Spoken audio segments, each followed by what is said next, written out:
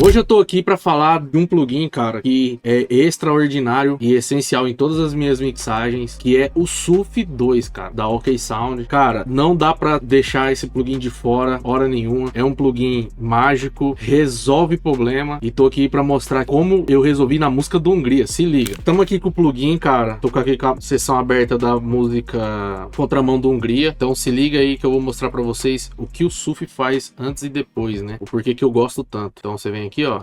Chora porque é a meta, rolê de creta, dando trabalho na rua de alguém, hoje nada me afeta. Alma de festa, olha o que ele faz. Então, essas frequências que ressoam, normalmente são frequências que eu não consigo tirar no primeiro equalizador, que é o Pro Q3 que eu uso.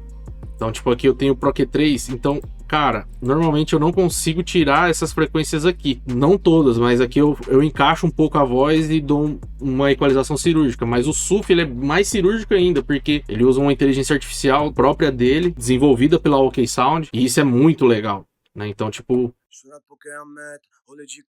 Dando trabalho na rua de alguém, hoje nada me afeta. Alma de festa, bolso lotado igual fila de trem. Domingo de tarde, nós põe sem massagem, parte pra barragem, bom objetismo. Então vocês percebem também que ele dá uma veludada na voz, porque ele consegue controlar essas ressonâncias que tem, né? Cara, é um plugin coringa. Você só abriu ele já resolve. Então você ainda tem parâmetros que você ainda pode ajustar mais ainda e deixar mais legal.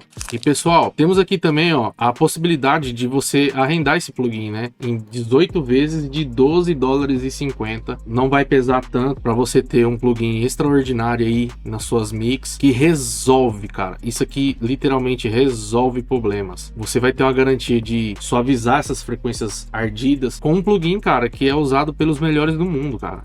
Recomendo muito, muito, muito vocês adquirirem o SUF, que vem com a proposta já tem, se eu não me engano, uns 4 anos que o SUF, 4 a 5 anos que o SUF tá no mercado. É um plugin que faz diferença. Quem tem, não abre mão de usar nas suas mix. Então, recomendo muito vocês conhecerem a OK Sound. E essa proposta que eles vieram de fazer um parcelamento para você adquirir a licença perpétua após esse parcelamento, cara, é filé demais. Então, tamo junto, adquirem o SUF da OK Sound.